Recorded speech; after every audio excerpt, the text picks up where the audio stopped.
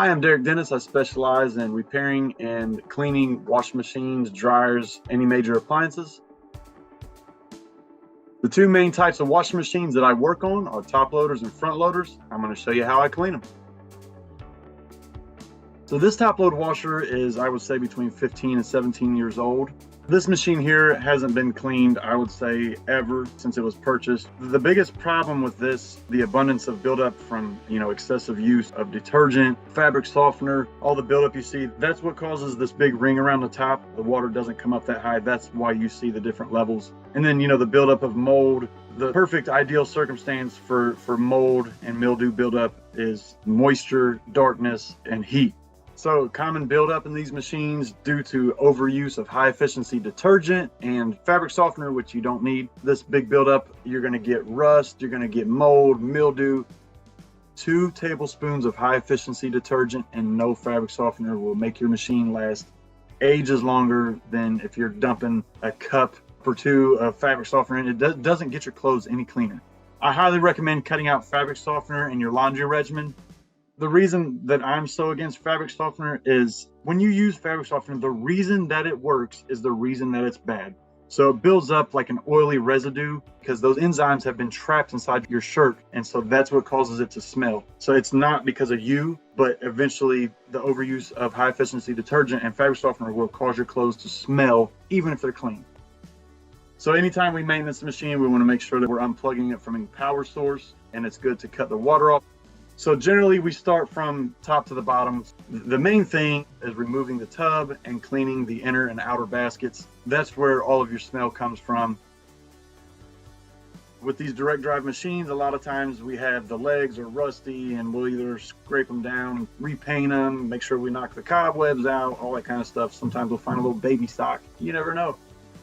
We like to use toothbrushes, different style brushes. You have pointy brushes, flat brushes. They all have different jobs, but brushes are very key. They're vital to everything we do. So the brushes really help to get in there and, kind of get in the corners and the crevices to clean all this mildew and mold out. Sometimes the pressure washer doesn't get inside the balance ring and we have to some bristles in there and kind of really put some elbow grease in it. My favorite cleaner is Pine Sol, bleach, Lysol. Vinegar is more of what I recommend for people to use through a washing cycle.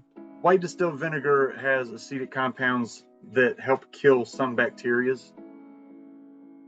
When we pressure wash, first we start the outside. We can get a lot better into the balance ring. A pressure washer, the water finds its ways into all the crevices, and it does a much better job at pushing out all this mold and mildew and detergent buildup and fabric softener buildup all the way out of the holes. Then we can just rinse it out of the inside and we have pretty much a brand new basket.